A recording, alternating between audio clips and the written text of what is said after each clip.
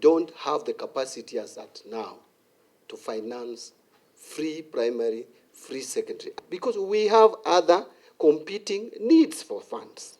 Nĩ ndũmĩrĩri ĩtanamũkĩrwo na ũhũthũ kũrũmĩrĩra gĩthiũrũrĩ kĩrĩa gĩkoretwo kĩrigicĩirie Ministry ya Gĩthomo ta thieya harĩ kũrekererio kwa mbeca cia mathomo, mateta ma arutwo a university na TVET kwaga ngombo cia mathomo, na wakĩeha mamirioni ma mbeca gũtũmwo mathukuru-inĩ ma maigerera, na rĩu aciari makoreirwo maitho nĩ mũrigo ciande-inĩ ciao wa nditi ya mathomo.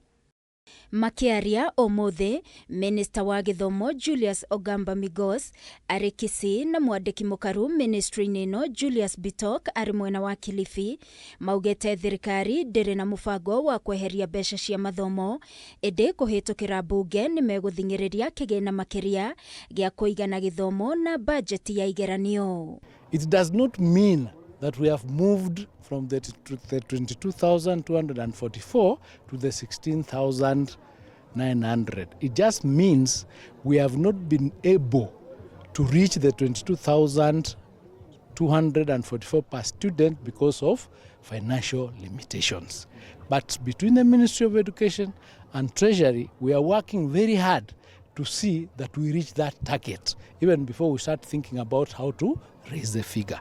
I want to assure the country that the policy on free primary and secondary education has not changed.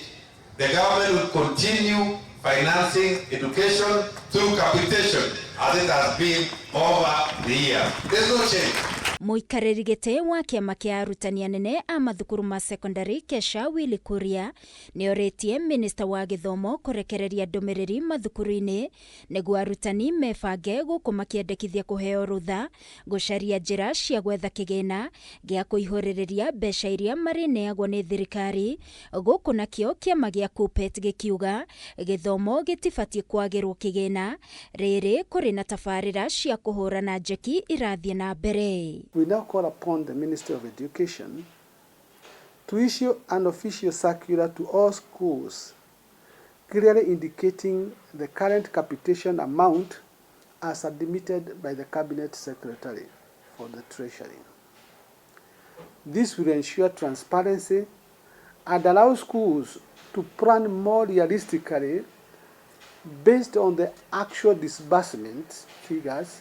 Kesha urges the government to make a clear pronouncement allowing cost sharing with the parents in view of the significantly reduced capitation disbursement. The finance minister comes out and say we cannot finance education, yet they are financing what they are calling empowerment.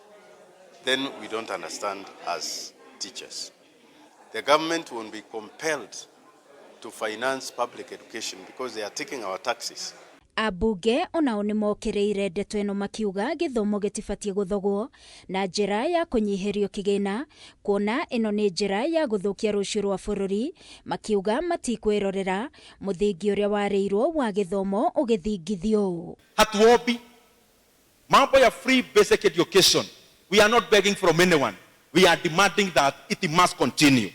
Ati tunaona watu wanasema at examinations wazazi watakuwa wanalipa pesa ya exams.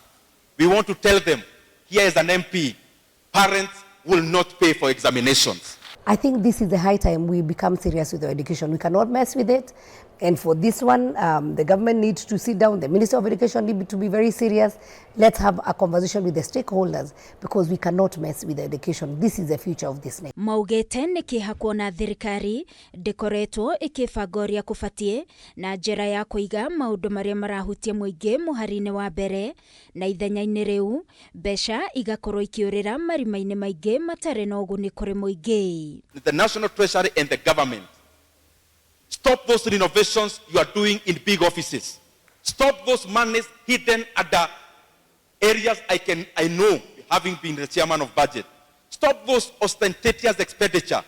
Direct money to where the Kenyans are. Stop telling us there is no money for help. If you don't have money for help, my friends, you know what is awaiting you. Ngĩribotera Kameme TV niĩ njĩtagwo Wangui wa Mũirũrĩ.